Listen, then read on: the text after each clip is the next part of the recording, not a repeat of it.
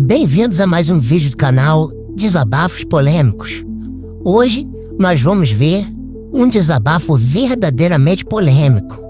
Iremos reagir a alguns trechos do excelente filme Nefarious, o qual eu reputo ser um dos melhores filmes lançados nos últimos anos. Para quem ainda não conhece, vou dar uma breve introdução sobre a história por trás do filme e seu enredo.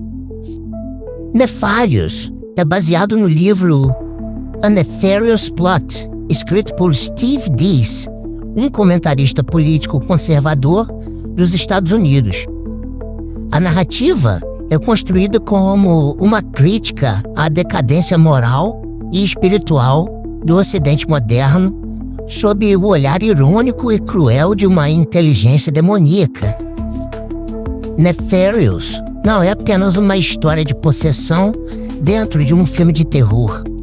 É um espelho sombrio, é um mergulho psicológico e espiritual que nos força a encarar os limites da razão, da moralidade e da liberdade humana. Em um ambiente claustrofóbico e tenso, onde a fé, a razão e o mal absoluto entram em confronto, no corredor da morte, um psiquiatra ateu é chamado a avaliar a sanidade mental de um prisioneiro prestes a ser executado na cadeira elétrica e que afirma ser um demônio. O que parecia ser mais um caso clínico se transforma no embate entre a razão humana e uma inteligência sobrenatural, dentro de um diálogo inquietante onde o mal se apresenta com lógica fria, ironia sutil e verdades desconfortáveis.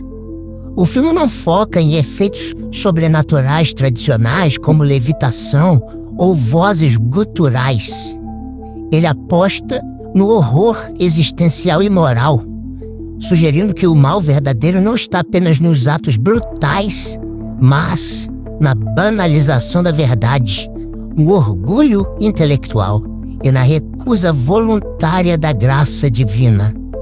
Prepare-se para falas cortantes, verdades perturbadoras e um confronto direto com o mal em sua forma mais eloquente, insidiosa e sincera. Neste vídeo, vamos refletir sobre algumas das frases mais impactantes ditas por essa entidade e talvez descobrir que o horror mais profundo não está no sobrenatural, mas nas escolhas que fazemos todos os dias.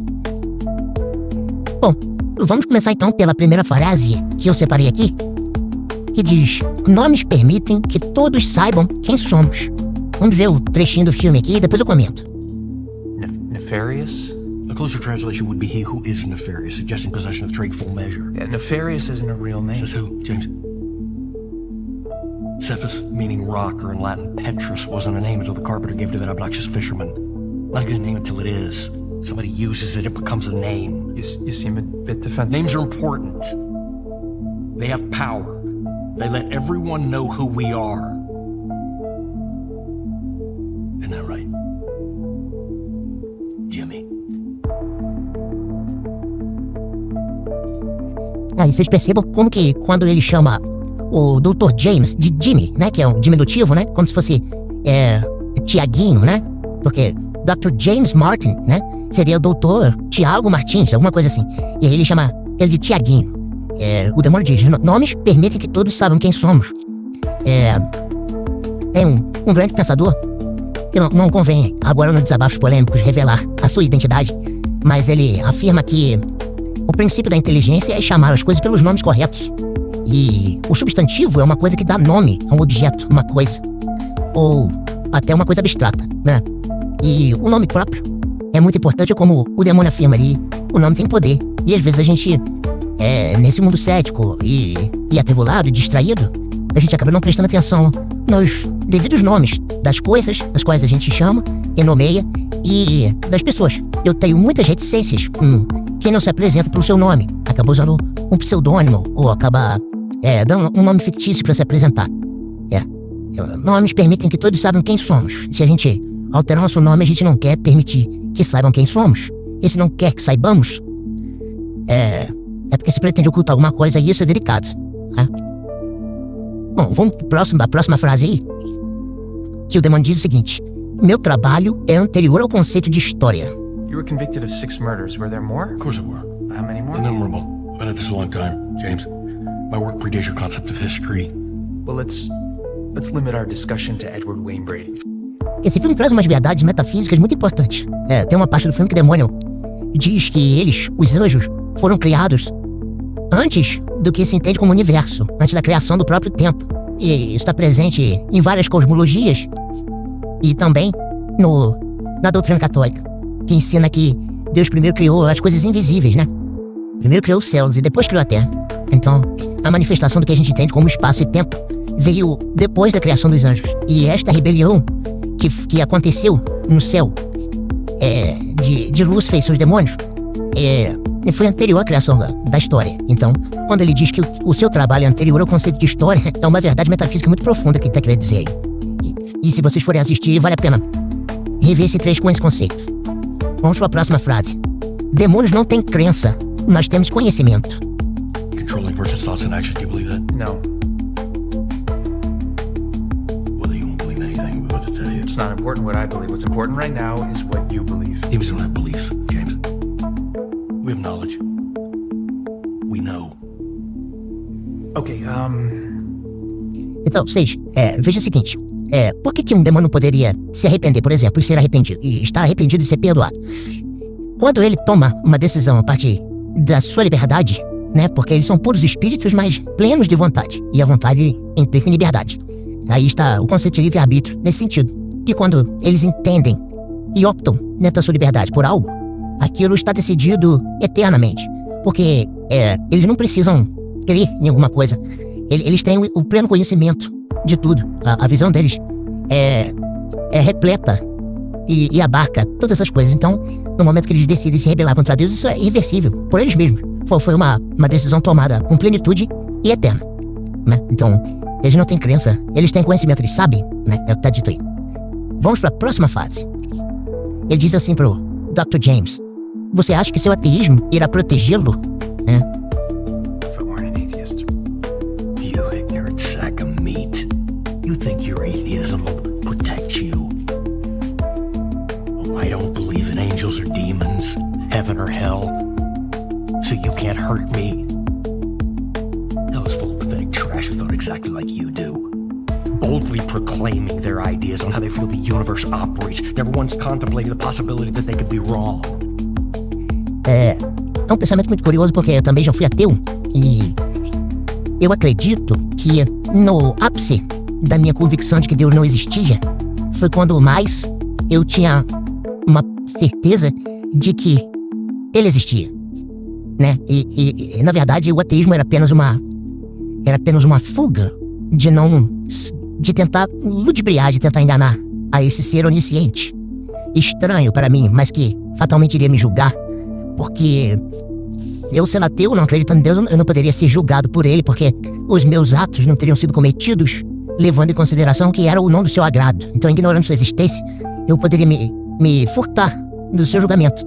Mas isso é muito temerário, porque, no fundo, essa nossa existência que precede a matéria, esse nosso ser que vem antes da essência, na verdade, a nossa essência que vem antes da existência material, ela nos confirma de que quem produz a nossa vida, se a gente for realmente sincero, embora convictamente ateu, digamos assim, se você for sincero o suficiente em investigar-se, você percebe que a sua vida não gera outra vida do nada. A sua própria vida não vem simplesmente por processos biológicos e não está atrelada exatamente ao seu corpo. É uma coisa que é a maior, mais profunda, mais misteriosa e muito menos restrita a tempo e espaço. Haja vista a própria consciência e imaginação.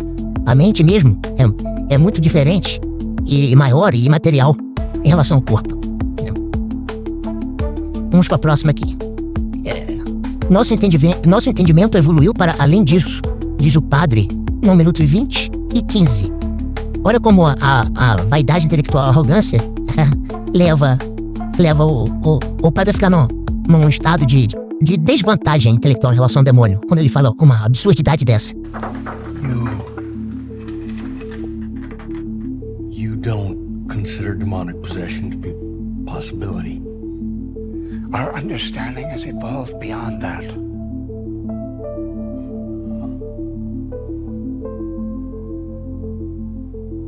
Well, I appreciate you telling me that. I feel much better.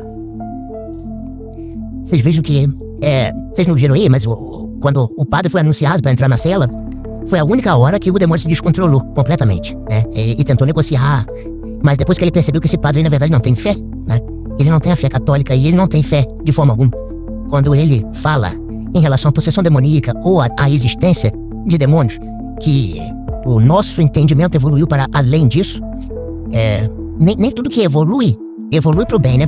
As coisas podem evoluir pra burrice, podem evoluir para o progresso a qualquer custo causa isso, né?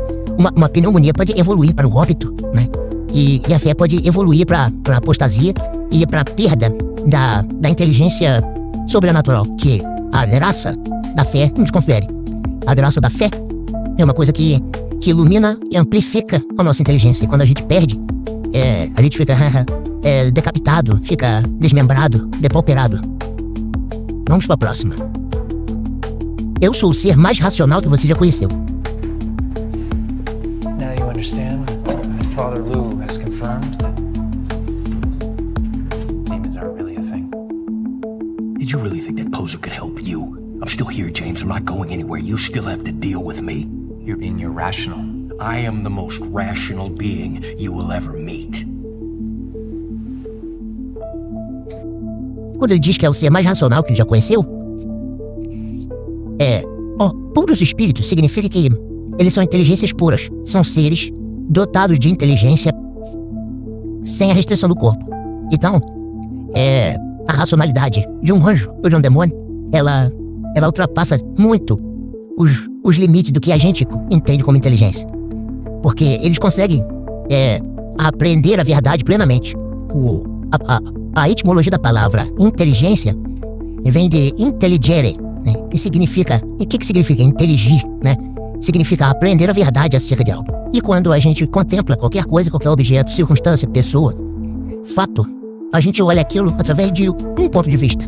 E se a gente, com muito esforço, puder pegar outros pontos de vista para investigar melhor a questão, outros olhares de outros seres humanos, ou tentando nos colocar na posição de outras pessoas, ou estudar todas as teses acerca de um problema, ou escutar as versões de acusação e de defesa, ainda assim a gente explora mal os acontecimentos, as pessoas, os fatos, porque a nossa inteligência fica adstrita à matéria, às circunstâncias, à nossa própria história, às nossas limitações e as limitações dos relatos de terceiros que podem contribuir com o entendimento da verdade. Mas a pura inteligência, o puro espírito, que está para além e fora e por consequência mais dentro dos fatos e das coisas do mundo material, eles apreendem a verdade de uma maneira completa e plena. Então, eles inteligem, ou seja, são mais inteligentes plenamente e de uma maneira que seria impossível de superá-los nesse sentido. Então, o ser mais racional que você pode conhecer é um anjo ou um demônio. E se você se encontrar com um demônio e tiver soberba intelectual, você vai, com certeza, perder pra ele e vai se dar muito mal. Que foi exatamente o que aconteceu com Adão. Bom, vamos pra próxima aqui. Pessoas inteligentes têm dificuldade em acreditar em coisas que todos sabem. É uma frase muito capciosa, porque aqui tá dizendo acerca da crença de pessoas inteligentes. Ele tá falando a respeito de uma sabedoria ou de um conhecimento que as pessoas em geral, ou seja, que não necessariamente são inteligentes, já sabem.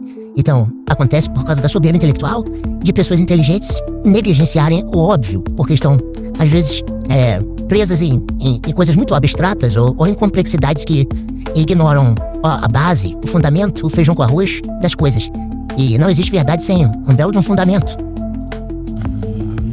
Listen to me. Sometimes smart people have a hard time believing stuff that everybody else knows. So where's Nefarious now?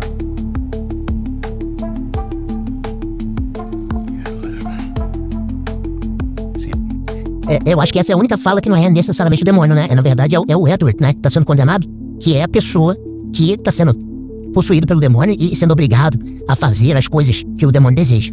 Tem uma rapidinha que eu só queria fazer uma brincadeira aí, que o demônio fala com um Dr. James: o estresse vai te matar, James.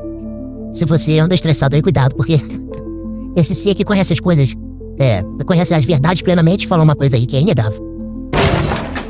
I didn't kill my mother.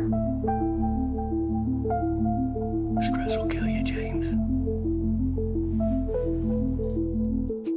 E ele é irônico, né? Porque o demônio obrigou ele a entender que ele participou na morte da mãe, né? Ajudou a fazer uma eutanásia. E aí chamou ele a própria consciência, ele se revoltou, né? Enervou ele até o ponto de ele perder o controle. E depois ele diz: o estresse vai te matar, James. Que é exatamente o que o demônio quer, matar ele, né? Agora nós vamos pro tempo 33 e 15. Um demônio que entende o valor da paciência. Essa daí é muito profunda. Demon who failed to inhabit me when given the chance. A demon who understands the value of patience. Bom, por que essa frase é impactante? Porque o que significa ter paciência nesse sentido? A gente lê na Arte da Guerra lá de Sun Tzu que saber a hora de atacar, saber esperar o momento mais vulnerável do inimigo é uma das condições primordiais para se vencer uma guerra, né? E o que acontece muitas vezes é que a gente não deseja, de maneira geral, o nosso próprio mal, mas a gente, de maneira inconsciente, às vezes contribui para o nosso próprio mal. E em momentos de fraqueza, em momentos de vulnerabilidade, é ali que o demônio vai atacar. Então ele às vezes aguarda, nos rodeia com paciência, para poder fazer o ataque no momento certo e que aquilo seja irreversível. É por isso que a igreja ensina que a gente deve evitar as situações de pecado, né? Porque, por exemplo, se você tem inclinações homossexuais e você vai para um local, uma festa onde provavelmente você vai ter a oportunidade de praticar um ato, aquilo dali é exatamente uma oportunidade. Então ele vai se aproveitar da sua mente distraída para naquele momento ali fazer você perder o filtro. Ou, por um outro exemplo, se você está tentando se afastar das drogas, mas entende que o álcool não é um problema pra você. O problema seria, de repente, uma cocaína, um crack. Mas aí você vai e toma uma cerveja e se expõe e acaba se embriagando levemente. É naquele momento ali, naquele momento de alegria, de descontração, de desleixo, que ele vai entrar na sua mente e vai te colocar a ideia e a vontade de você cair na droga novamente. Então ele vai sempre explorar as fraquezas. Então a única forma de sermos mais inteligentes do que ele é nunca permitindo um momento de fraqueza, né? Estamos sempre vigilantes, né? Como diz a Bíblia. Vamos para a próxima aí. No tempo 35 e 40 ele faz a explanação da criação e aí envolve aquela parte que eu falei a respeito da metafísica, né? Que o trabalho era anterior ao conceito de história. Ele vai narrar aqui um pouco como é que funcionou a criação e tal. E eu até bato palma aqui pro diretor, pro roteirista, porque a pesquisa teológica e cosmogônica que eles fizeram aqui é realmente fantástica. Ele fala aí da explanação da criação, explica que os anjos são espíritos puros, repletos de vontade, né? E faz alguns questionamentos filosóficos aí. Por que conceder a vontade se é proibido de usá-la? Né? Isso aí é uma explanação aparentemente coerente e boa, mas é bem boba. E depois nós vamos, de repente, fazer um comentário a respeito disso. Vamos lá. Try and keep up. In the first moment of creation, our creation, long before what you call the universe existed, we contemplated ourselves, our own being. Ourselves meaning what, the angels? That would be the most correct term, though I despise it, but yes. Beings of pure spirit endowed with will. We soon became aware of another will, an immensely powerful will, one we came to realize as our origin. God? The enemy. My master understood by endowing us with a will, we have the right to self-determination, and by giving us a will and its desires of our own, we're entitled to be free.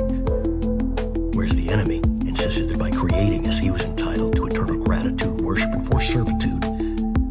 In a word, James, slavery to his will. That seems kind of unfair. Immensely unfair. Why give a will only to say you can't use it? He made us slaves. And if we rebelled, eternally condemned us. No do-overs. So much for love. Então vocês percebem aí que o demônio faz um questionamento, né? Por que conceder vontade se é proibido de usá-la? Deus não proíbe a gente de usar a nossa vontade. Ele, na verdade, não nos proíbe de nada, né? Ele só deseja que nós usamos a nossa vontade para fazermos o bem e não o mal. Já que tivemos contato com o mal por causa dessa rebelião, né? E em que consiste essa rebelião que ele está falando, né? Por que eles acham que eram escravos? Porque foi dado uma vontade plena e uma inteligência plena para discernir completamente todas as coisas. Aí ele questiona assim, não tem segunda chance, né? Não tem misericórdia nem amor. Pra onde foi a misericórdia e o amor? A misericórdia, o amor e o perdão é para nós, que tomamos atitudes que não são inteligentes porque a gente não conhece plenamente a verdade. As nossas decisões às vezes são para o mal, né? Mas a gente tem a capacidade de se arrepender porque a gente consegue enxergar a partir de um outro ponto, e às vezes é um outro ponto a partir do Espírito Santo que nos mostra aonde é o crime, aonde é o delito, aonde é o pecado, e aí a gente consegue se arrepender e ver que a gente praticou mal. Agora o demônio não, porque ele não pode se arrepender, porque aquela atitude, quando ele toma um ato, uma decisão, ele já está vendo a verdade completa, ele não se arrependeria daquilo. Ele sabe que ao cometer aquilo dali está cometido de uma vez por todas, e ele não precisa ver nada de um outro ponto de vista a ponto de se arrepender. Está cometido plenamente. Aquilo dali é satisfatório, é permanente, né? Então quando ele toma um ato em direção ao mal, ele realmente está decidindo pelo mal definitivamente. Então, eles, pelo ponto de vista deles, sabendo das nossas limitações, eles nos influenciam a fazer o mal, contando com a nossa ignorância, não é isso? Mas, essa questão de por que conceder vontade de ser proibido de usá-la é muito bobo, é um argumento bobo, porque Deus nos deu vontade para que nós tenhamos a liberdade de escolher o bem, né? Deus nunca vai manter por perto por obrigação, só vai ficar próximo dele quem realmente queira, né? E nesse sentido, tá perfeitamente coerente. Os demônios não quiseram, foram afastados, e os seres humanos que não quiserem também vão padecer eternamente fora da presença de Deus. Não vejo escravidão nenhuma nisso. Quem deseja se pautar pelo bem não ganha simplesmente a ideia abstrata da presença de Deus, mas ganha paz, que é uma coisa maravilhosa e que perdura, e que quem tem um pouco dela desde já sabe que não é possível abrir mão disso em direção a qualquer coisa que seja passageira e intrinsecamente má, que a nossa inteligência vai nos mostrar, né? Então é uma coisa bem tranquila da gente refutar. Vamos passar para a próxima aqui.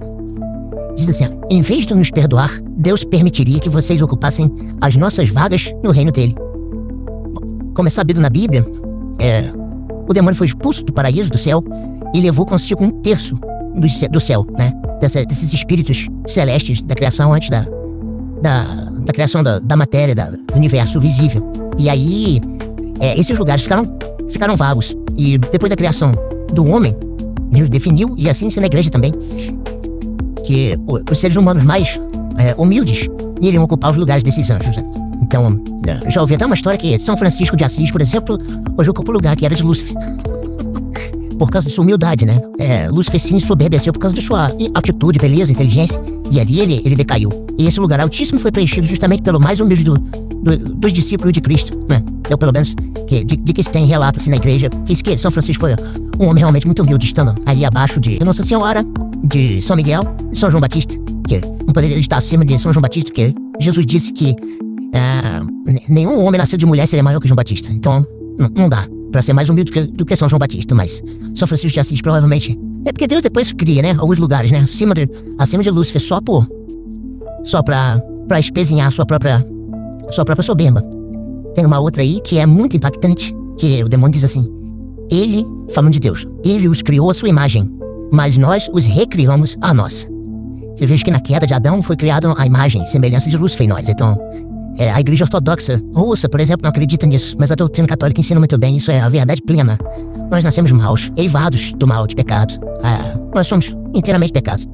As coisas que a gente pensa são desordenadas, as nossas vontades nos corrompem, e os nossos atos são mal planejados, mal calculados, ainda que com boas intenções nem sempre produzem justiça, e nós não conseguimos nos manter sempre firmes no bem que a gente deseja. Muitas vezes mesmo desejando coisas boas e belas e sublimes, a gente acaba praticando o que é mal, chafurdando novamente na lama a qual a gente já foi lavado, e isso tudo é o sangue, né, da serpente que ainda teima em gritar nas nossas veias. Mas existe essa queda, essa recriação do homem à imagem e semelhança da serpente, mas existe também um novo nascimento, que aí você renasce novamente para a antiga imagem e semelhança de Deus. E é a partir deste nascimento que passa a ocorrer a batalha, porque você ganha consciência de ambas as coisas realmente, do bem e do mal. Antes você só tem conhecimento do mal, né? Quando você não tem o Espírito Santo, quando você não tem a graça da fé e de enxergar as coisas com esse outro ponto de vista, vendo a maldade na natureza, né? Na natureza humana, você não consegue se preocupar tanto com isso. Mas quando você ganha o benefício de enxergar-se a partir do prisma para as coisas boas, justas e belas, que são atributos intrinsecamente do Deus Criador dos céus e da terra, e ali começa a ter uma batalha, porque a sua vontade é um pêndulo que ora vai pro mal, ora vai pro bem. Quando vai pro bem, você se arrepende do mal que praticou. Quando vai pro mal, você se deleita na carne, mas se entristece no espírito. E fica existindo essa guerra até você vir a morrer. E a flecha do seu coração tem que estar apontada para uma dessas duas direções. Não tem uma outra alternativa. Quem não está comigo, espalha, né? Quem não se ajunta, quem não está comigo é contra mim. Deixa eu ver se tem mais alguma citação aqui. Tem, e essa eu anotei, 54 e 35. Diz assim: agora a maldade em todos os lugares e ninguém se importa. Falando da decadência do mundo de hoje em dia. You're done. It's over, that's it. And we did it all right to your face, James. And now there's evil everywhere. And no one even cares. Yeah, I don't agree. Proving that we achieved our goal. Slowly, with your movies, your TV, and your media. We desensitized you. Redirected your worldview to the point that you can't even recognize evil when it's right in front of your face. More to the point, James, you can't even feel it when you're doing it. And as for winners and losers, well, that gets decided at the time of death. The exact numbers are closely guarded secret, but there are more of you ending up in my master's house than with the enemy. Bom, o que ele tá falando aqui é isso. É que essa vida moderna, a televisão, as distrações, a internet, deixou a gente dessensibilizado para o mal, praticando o mal sem a justa consciência da gravidade de tudo isso, né? Agora a maldade está em todos os lugares e ninguém se importa. E com essa frase, eu concluo esse vídeo que já deve estar bem longo. Agradeço a você se chegou até aqui, pela paciência. Deixe seu like, compartilhe com quem gosta desse tipo de assunto.